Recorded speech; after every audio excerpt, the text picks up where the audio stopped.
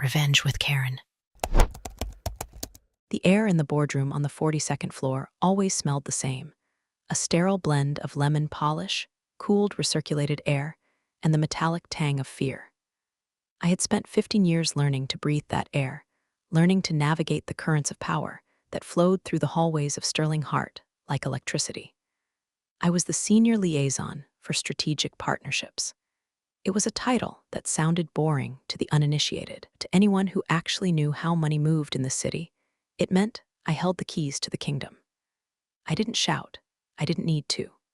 My power was in the silence between signatures, in the nod across a mahogany table, in the $3 billion merger. I had spent the last 9 months sculpting from a block of chaotic raw data into a masterpiece of corporate synergy. I was standing by the floor-to-ceiling window, reviewing the final clauses on my tablet. The doors slammed open. It wasn't just an entrance, it was an invasion. Cassidy, the newly appointed VP's daughter, clacked into the room. She was 24 years old, armed with a freshly printed MBA that her father had likely paid a building wing for, and wearing a smirk that suggested she thought she was the main character in a movie. Everyone else was just lucky to be extras in. It was her first day. Literally, her first hour. "Excuse me." Voice cut through the hum of the office like a serrated knife. She wasn't looking at the view, she was looking at me. Or rather, she was looking at my torso. I lowered the tablet slowly, turning to face her with the practiced neutrality I used for erratic investors. "Can I help you, Cassidy? I'm Emily.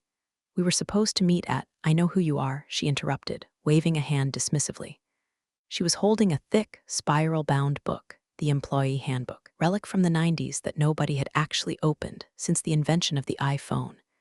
"And I know what you're doing. Reviewing the merger protocols for the Sterling deal?"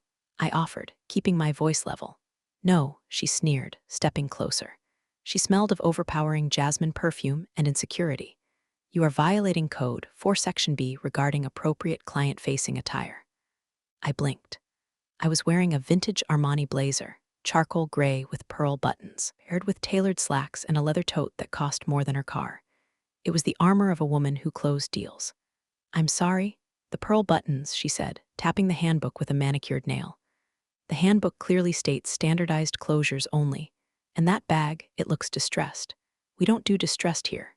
We represent excellence." The room had gone dead silent.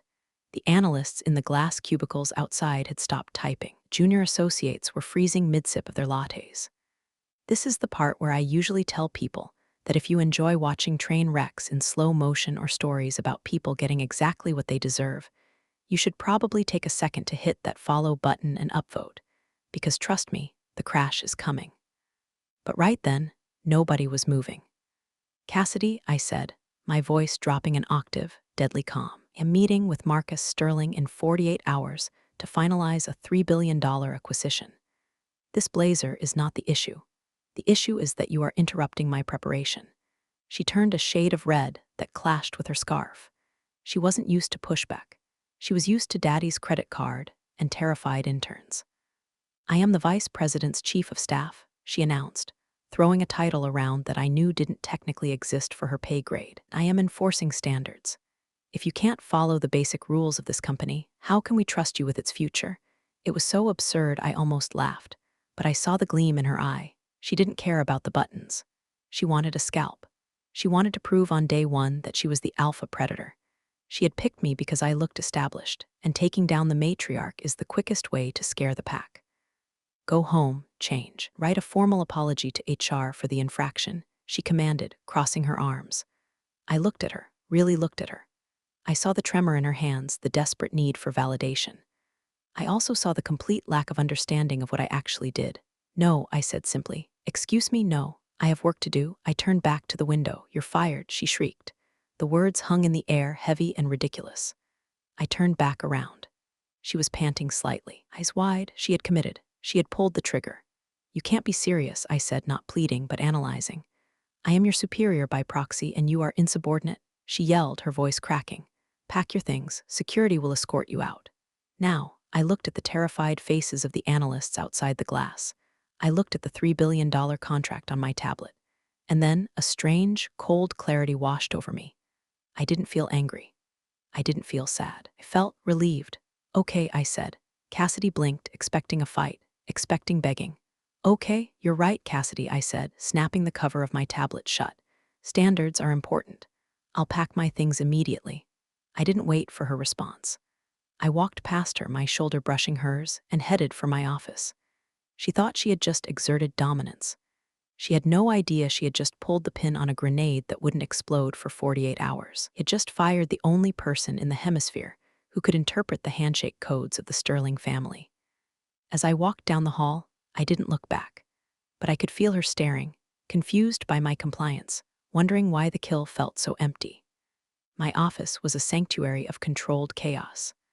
Unlike the sterile minimalism of the boardroom, my desk was a landscape of stacked dossiers, legal pads filled with shorthand that only I could decipher, a Rolodex that was, ironically, the most valuable object in the entire building. Cassidy probably thought everything was digitized. She didn't understand that in the world of high-stakes mergers, the real deals were made on personal cell numbers written on the back of cocktail napkins and business cards kept in leather binders. I didn't rush. Rushing implies guilt, or at least panic. I had neither. I opened my drawers with the slow precision of a bomb disposal technician. First, the personal items. The framed photo of my father, who had taught me that integrity is expensive, but desperation costs more. The crystal paperweight Marcus Sterling had given me after we closed the Tokyo deal 5 years ago. And then the Rolodex. I dropped it into my distressed leather tote. It landed with a heavy, satisfying thud. I could see my assistant, Sarah, hovering in the doorway. She was pale, her hands twisting a tissue into confetti. "Emily," she whispered, as if speaking too loud might summon the demon in the hallway. "Is it true? Did she actually?" "It's true, Sarah," I said, keeping my voice soft. I picked up a stack of files, the preliminary due diligence for the Sterling merger. I held them for a second, weighing them. These were the company copies. Technically, they belonged here. I set them back down on the desk, right in the center. "But the merger," Sarah stammered. "The meeting is in 2 days. Nobody else knows the leverage ratios. Nobody else knows about the appendix clauses. I'm sure Cassidy is very capable," I said, and the lie tasted sweet like cyanide. "She has an MBA, Sarah. She reads the handbook." I cleared my computer history. I logged out of the encrypted server. I wiped the local cache. I wasn't destroying company property. I was simply removing my personal intellectual footprint. If they wanted to navigate the labyrinth of this deal, they would have to do it with the maps they had on file, not the shortcuts in my head. I put on my coat. It was cashmere, soft and warm against the sudden chill of the office air conditioning. I picked up my tote. When I stepped out of my office, the entire floor was pretending to work. Heads were bowed, but eyes were darting. The silence was deafening. It was the silence of a crew watching the captain being thrown overboard by a mutineer who didn't know how to read a compass. Cassidy was waiting by the elevators. She had her arms crossed, tapping her foot, flanked by 2 uncomfortable-looking security guards who knew me by name. "Make sure she didn't take any proprietary data," Cassidy snapped at them. Bob, the head of floor security, looked at me with apologetic eyes. He'd seen me work late nights for 10 years, seen me order pizza for his team during holidays. "She's clean, Miss Cassidy," Bob mumbled, not even checking my bag. Cassidy scoffed. "Fine, just get her out. I want this toxicity off my floor." I stopped in front of the elevator and pressed the button. I waited for the ding. When the door slid open, I turned to Cassidy. She was bracing for a curse, a shout, a "you'll regret this." Instead, I smiled. It was a genuine smile, kind you give someone who has unknowingly just handed you a winning lottery ticket while thinking it's a parking fine. "Thank you, Cassidy," I said, her brow furrowed. The confusion cracked her mask of arrogance for a split second. "What?" "For clarifying the priorities of this organization," I said. "It's been illuminating. Good luck with the merger. The appendices are tricky." I stepped into the elevator. "What appendices?" she demanded, stepping forward as the doors began to close. "File is complete." I saw the digital drive. "Digital drives are so impersonal," I said softly. The doors slid shut, cutting off her face just as the panic started to creep into her eyes. As the elevator descended, gravity pulled at my stomach, but my spirit soared. I checked my watch. 10:15 a.m. By noon, the legal department would be asking questions. By 2:00 p.m., the partners would be confused. By tomorrow morning, the hemorrhage would begin. I walked out of the building and into the bright, blinding sunshine of the city. I didn't hail a cab. I walked 2 blocks to a quiet cafe, ordered a double espresso, and sat by the window. I took my phone out of my bag and turned it off. Let them sit in the silence for a while. I spent the afternoon at an art gallery.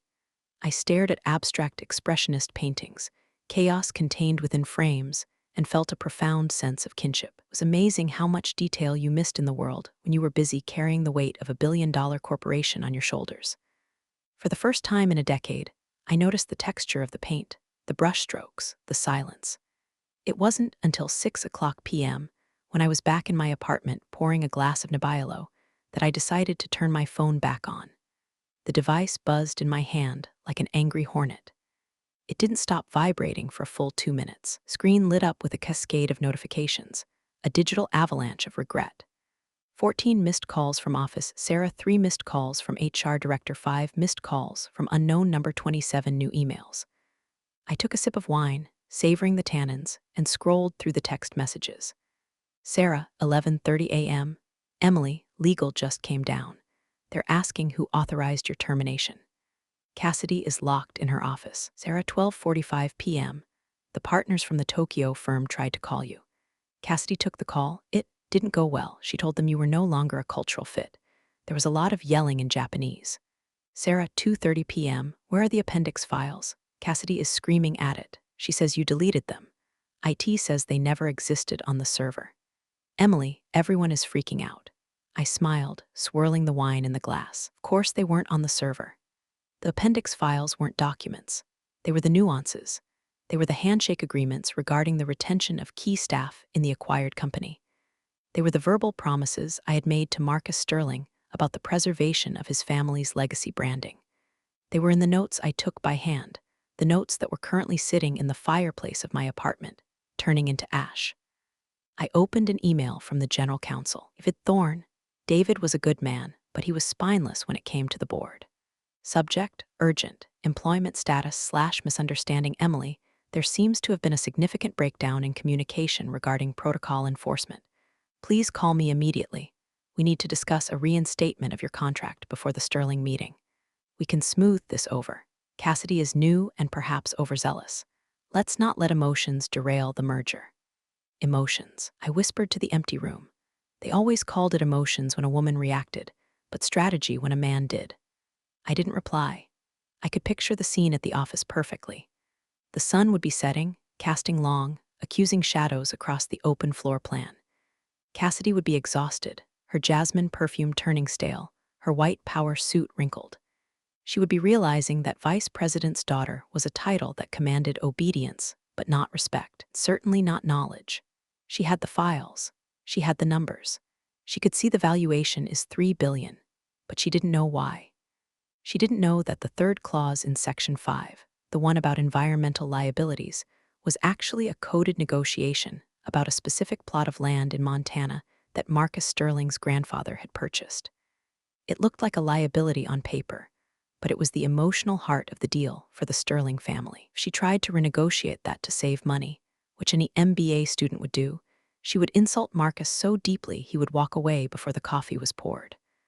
I sat on my sofa and pulled a blanket over my legs. The city lights twinkled outside my window, indifferent to the panic in the glass tower downtown. Another text came through. This one was from a number I didn't have saved, but I recognized the area code. It was the private line of the Sterling Hart CFO. CFO, 7:15 p.m. Emily, pick up the phone, name your price. I looked at the message, name your price. My price wasn't money. My price was dignity. And unfortunately for them, dignity was a currency they had just devalued to zero. I set the phone face down on the coffee table. I wasn't going to save them. Not tonight. Tonight, I was going to watch a movie. Maybe something about a disaster. Maybe something about a woman who walks into the sunset while the castle burns behind her. The panic was quiet from here, but I knew that by tomorrow morning, it would be screaming. There is a specific drawer in my desk at home that stays locked. It doesn't contain jewelry or cash. It contains leverage. I walked over to the antique writing desk in the corner of my living room and pulled a small brass key from underneath a decorative succulent. The lock clicked with a heavy, mechanical satisfaction. Inside, resting on velvet lining, was a single leather-bound folder. It was worn, the edges soft and frayed, smelling of old paper and tobacco smoke. Embossed on the front in faded gold leaf were the words, NDA, Legacy Protocol Sterling Family Trust. Most people thought I was hired by Sterling Hart because of my resume. The truth was, I was part of the package. 5 years ago, Marcus Sterling first considered letting outside capital touch his family empire. He had one condition. He wanted a liaison who understood old money. Not the loud, flashy wealth of tech billionaires, but the quiet, guarded wealth that moves in centuries, not quarters. My father had been Marcus's father's attorney. I grew up playing hide-and-seek in the library of the Sterling estate, while the men smoked cigars and discussed trust funds. I wasn't just an employee, I was the bridge. I was the translator between the cold, predatory capitalism of my current firm and the feudal loyalty of the Sterling family. I opened the binder. Inside was a single sheet of paper with a direct private number. It wasn't a business line. It was the number to the phone Marcus kept in his breast pocket. I sat there for a long time, tracing the numbers with my finger. Calling this number was the nuclear option. Breached every confidentiality clause in my employment contract. It was professional suicide. But then I remembered Cassidy's face. I remembered the way she looked at my blazer like it was a contagion. I remembered the smugness of her firing me in front of the people I had mentored. I picked up my cell phone. I dialed the number. It rang twice. "This is Marcus." The voice was deep, gravelly, and instantly familiar. "It's Emily," I said. There was a pause. A shift in the airwaves. "Emily, I thought we were in a quiet period until the signing on Friday." "We were," I said, keeping my voice steady. "But the parameters have changed." "Changed how?" The warmth drained from his voice, replaced by the steel of a man who owned shipping fleets. "I've been terminated," I said. The silence on the other end was absolute. It lasted so long I thought the call had dropped. "Terminated?" He repeated, the words sounding foreign in his mouth. "By whom?" "The board." "The SEC find something?" "No," I said. "By the new vice president's chief of staff. A dress code violation, and a misalignment of culture." "A dress code violation," Marcus said flatly. "Yes. And who is handling the transition of the Montana assets?" "Nobody," I said. "Cassidy, the new chief of staff, believes the files on the server are sufficient." I heard a sound that might have been a laugh or might have been a growl. Files on the server listed the Montana property as non-revenue generating acreage. "Without your addendum, the algorithm will flag it for liquidation within 6 months." "Correct," I said. "So, they fired the only person who knows where the bodies are buried, and they did it 2 days before the biggest merger in their history." "That appears to be the situation." "Emily," Marcus said, and his voice dropped to a conspiratorial whisper. "Are you free for breakfast tomorrow?" "I'm unemployed, Marcus. I'm free all day." "Good, meet me at the Pierre." 8 a.m., and Emily? "Yes, don't sign anything with them. Not a severance package, not an NDA extension. Nothing. I wouldn't dream of it." I hung up the phone. My heart was pounding, a slow, heavy drum in my chest. I had just crossed the Rubicon. I wasn't just a fired employee anymore. I was an active combatant. I closed the leather binder and locked the drawer. The apartment felt different now. It wasn't a refuge anymore, it was a war room. The Pierre Hotel serves breakfast with the kind of hushed efficiency that makes you feel like you're plotting a coup, which, in a way, we were. Marcus Sterling looked exactly as he always did, immaculate in a navy suit, silver hair swept back, eyes that had seen everything and was impressed by none of it. We didn't discuss the weather. We didn't discuss the menu. "They called my team this morning," Marcus said, buttering a piece of toast with surgical precision. "Oh," I sipped my tea. "Yes, a woman named Cassidy." She sounded breathless. Marcus paused, a flicker of amusement dancing in his eyes.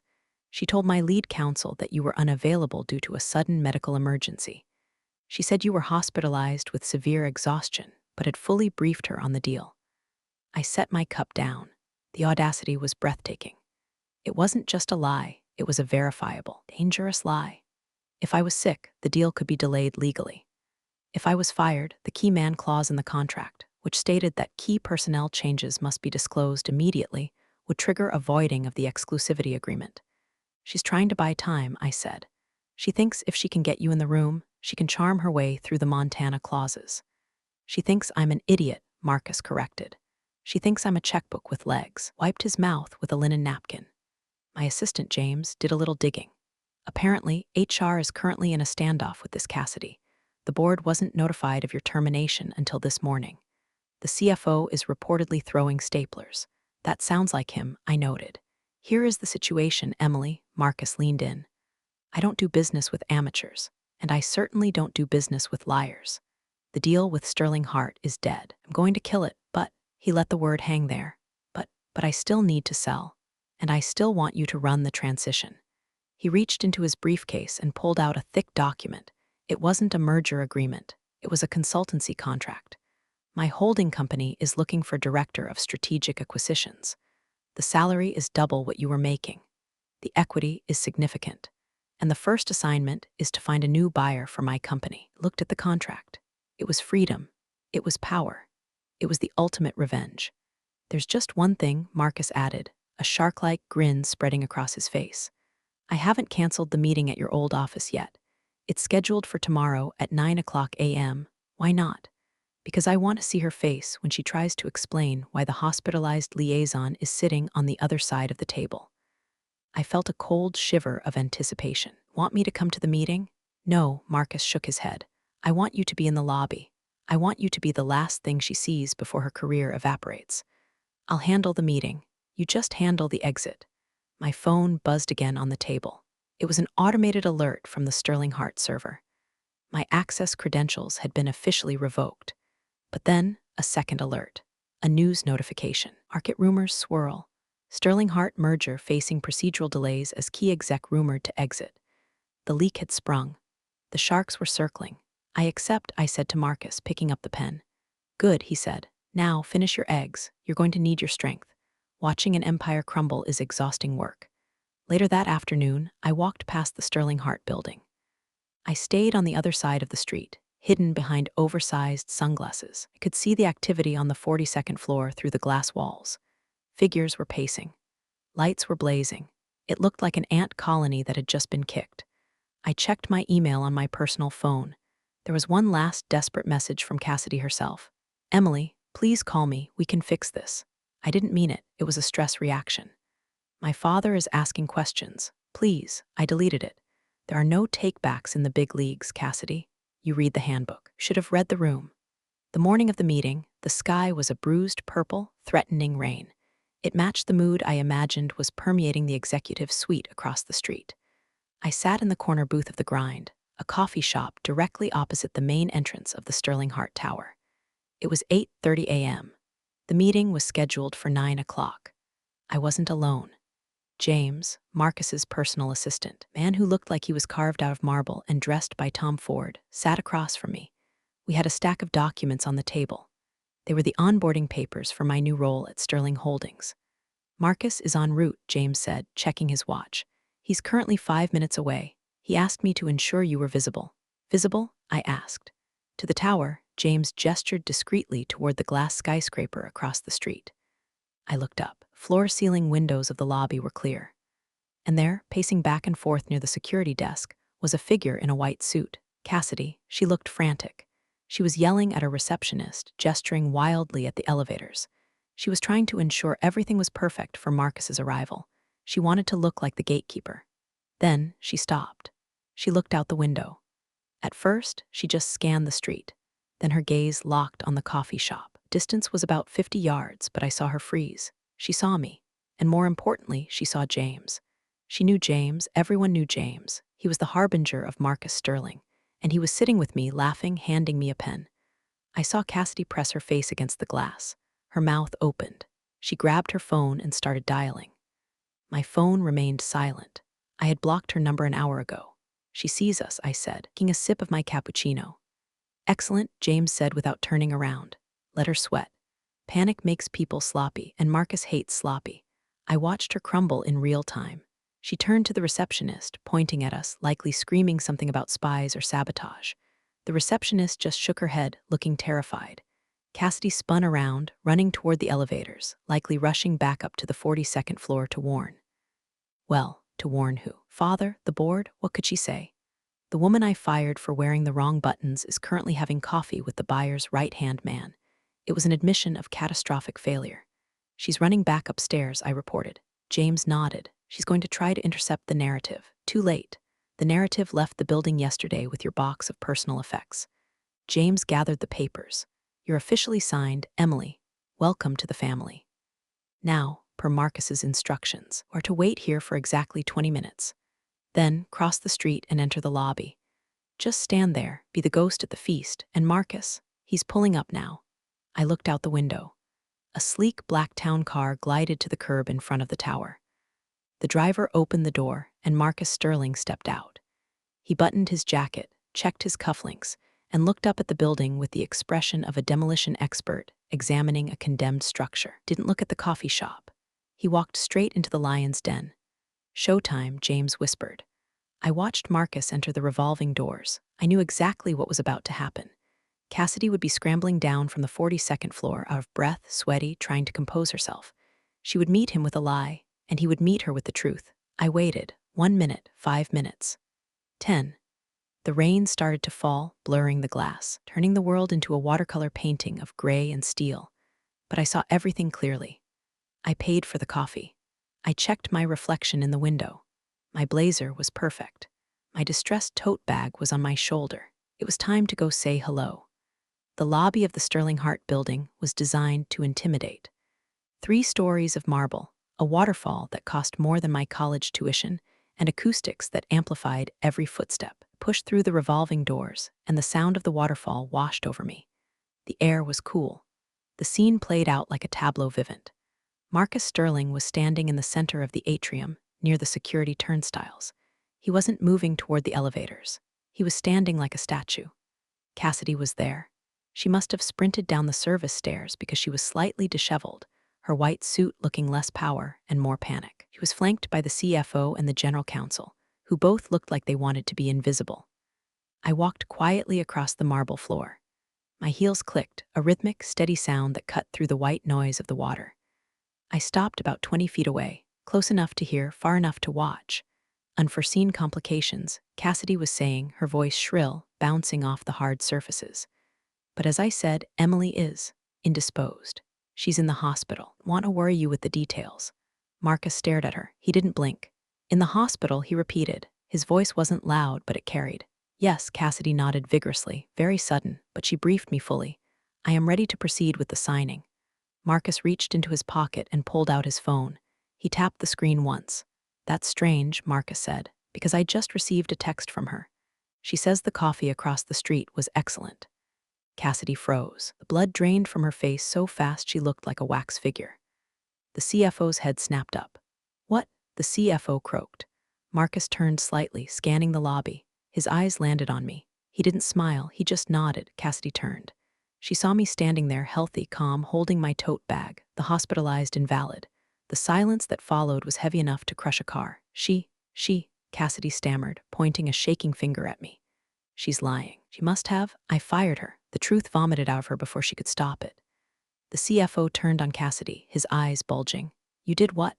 Marcus looked back at Cassidy. His expression was one of pure, unadulterated disgust. "You told my legal team she was sick.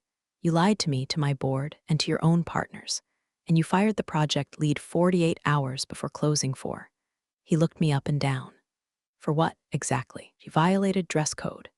Cassidy shrieked, desperate, cornered. "Her buttons, her bag, it's in the handbook." Marcus laughed. It was a dry, harsh sound. "You fired the architect of a $3 billion deal over buttons." He turned to the CFO. "Is this the leadership I'm buying? Is this the judgment I'm investing in?" "Mr. Sterling, please." The CFO stepped forward, hands raised. "This is a misunderstanding. Cassidy is. She's new. We can bring Emily back. Can reinstate her immediately with a bonus." Marcus raised a hand. "No," he turned to me. "Emily, are you employed by this company?" I stepped forward. "No, Mr. Sterling. My employment was terminated for cause effective Tuesday morning." "Then you have no authority to negotiate. None whatsoever." Marcus turned back to the group. He looked at Cassidy, who was now trembling, tears welling in her eyes. "Then there is no one here I trust to sign this paper," Marcus said. He signaled to James, who was standing by the door. "The meeting is off. You can't," Cassidy screamed. "My father will sue. We have a term sheet." "Term sheets are contingent on due diligence and good faith," Marcus said, his voice ice cold. "You have demonstrated neither." He turned on his heel. "Good day." The moment the revolving door spun shut behind Marcus Sterling, the lobby exploded. It wasn't a physical explosion. The psychological blast wave was just as violent. The CFO, a man named Henderson who had survived 3 hostile takeovers and a federal audit, turned on Cassidy with a face the color of a ripe plum. "You fired her," Henderson roared. The acoustics of the lobby amplified his rage into a thunderclap. You fired the liaison, without consulting legal, without consulting the board. She was insubordinate. Cassidy cried, shrinking back against the security desk. It was disrespectful. I am the VP's chief of staff. You're a liability. Henderson shouted, spittle flying. Do you have any idea what you just did? That was $3 billion walking out the door. That was our stock price. That was my pension. Security guards were looking at their shoes. Receptionists were pretending to type on dead keyboards. I stood there, an observer to the carnage. Cassidy looked around wildly for an ally. Her eyes landed on me. Hate in them was toxic, but it was mixed with a terrifying realization that she had dug her own grave. This is your fault, she screamed at me. You set me up, you planned this. I planned to wear a blazer, I said calmly, my voice cutting through her hysteria. You planned the rest, Cassidy. Henderson spun toward me. Emily, please, ignore her. She's suspended, effective immediately. He glared at Cassidy. Get out of my sight. Go to your father's office and wait there. Don't speak to anyone. If you tweet, if you text, I will sue you personally for breach of fiduciary duty. Cassidy let out a sob, a jagged, ugly sound, and ran toward the elevators, her heels clicking frantically on the marble. Henderson took a breath and composed himself, turning a desperate, plastic smile toward me. Emily, okay, the damage is bad, but it's not irreversible. We can call Marcus back. We'll tell him it's fixed. You're rehired. Senior VP, 20% raise. Stock options, just pick up the phone. Fix this. I looked at Henderson. I had worked for him for 10 years. He had never once asked about my family. He had never once said thank you when I saved a quarter's earnings with a clever negotiation. He only cared now because the ship was sinking. I can't do that, Bob, I said. Why not? Name your number. We'll double it. It's not about the number, I said. I reached into my tote bag, distressed leather one that Cassidy hated so much, and pulled out a sleek, cream-colored envelope. What is that? Henderson asked. My resignation letter, I lied. It wasn't. It was the onboarding packet for Sterling Holdings, but he didn't need to know that, or rather, my formal acknowledgement of termination. You can't rehire me. Why? Because I've already accepted a new position. Henderson's face went slack. Who? Who could possibly hire you this fast? The client, I said. Realization hit him like a physical blow. He staggered back a step. You're working for Sterling? As of this morning, I said. I'm the director of strategic acquisitions, which means, Bob, that if you want to salvage any part of this deal, maybe sell off the parts for scrap, you'll be negotiating with me. I checked my watch. But not today. Today, I'm going to go buy a new blazer. This one has bad memories. I turned and walked toward the exit. Behind me, I heard Henderson shouting into his phone, calling the CEO, calling the lawyers, calling God, but nobody was going to answer. The line was dead. 3 days later, the stock of Sterling Heart had dropped 18%. The rumor mill was churning out stories about internal management crises and failed leadership. In a desperate bid to stop the bleeding, the board had begged Marcus Sterling for one last meeting. They promised that the obstacles had been removed, promised that the deal could be restructured. They begged him to come to the table. Marcus agreed on one condition. The entire executive team, including the vice president and his daughter, had to be present to apologize. The boardroom was packed. The air conditioning was on full blast, but everyone was sweating. Cassidy sat at the far end of the table, looking small. Her white suit was gone, replaced by a drab gray dress. Her father, the VP, wouldn't even look at her. Doors opened. Marcus walked in, followed by James, and then me. I walked in last. I was wearing a new suit, black, sharp, with gold buttons. A collective gasp went around the room. Cassidy's head snapped up. Her eyes went wide.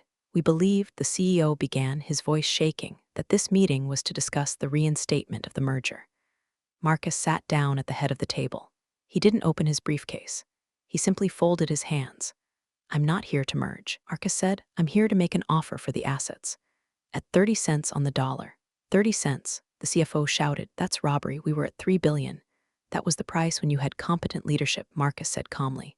That was the price when you had Emily. Now you have chaos. He gestured to me. Emily is now advising me on the true value of your portfolio. She tells me that without the Montana transition, the environmental risk is catastrophic. She tells me that the Tokyo partners have lost faith. She tells me the company is hollow. The room turned to look at me.